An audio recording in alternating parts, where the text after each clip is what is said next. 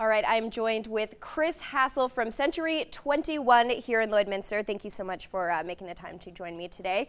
And we're talking millennials and houses. I'm a millennial, and I know the thought of buying a house seems daunting to me, but you're here to say it's not impossible. Absolutely not. Possible is a tall word. Yeah. So the big hurdle usually off the bat is just to make sure to go visit the good old bank. Yeah. Bank, finance company, mortgage consultant, mortgage specialist, and say, how much can I afford? You know, can I take this much or can I take this much? Right. And make sure that comfort level's there. You know, a lot of people want to rent for a long period of time.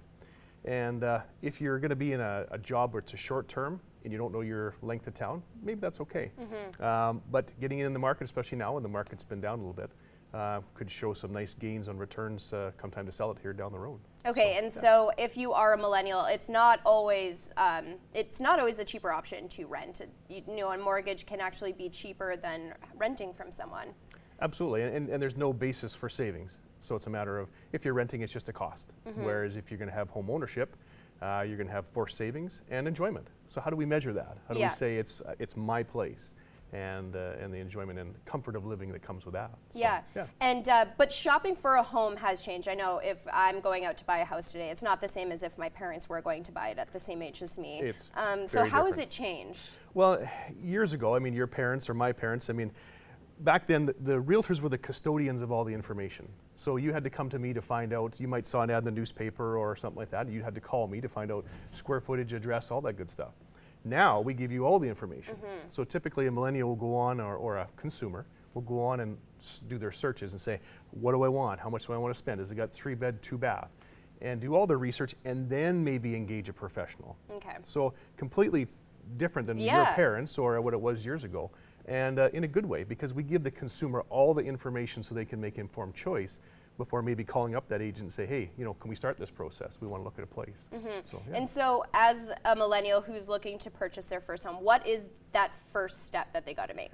To me, it would be reach out and find out what your financial capability is. Because as the old saying is, if we show you a steak, bologna's a tough sell. Mm-hmm. If you're looking at a price range that's too high, you know, it's tough to come down. Get that comfort level on how much you want to spend and how much you want to, you know, be comfortable per month in your budget.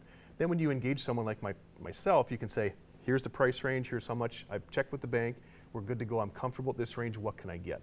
And then that way it's easier for us just to narrow down that focus, be quick with your time on what we can sell you or present to you for possible purchase. So, okay, and quickly we're running out of time, but I want to know, what would you say is the best tip for someone who's purchasing their first home?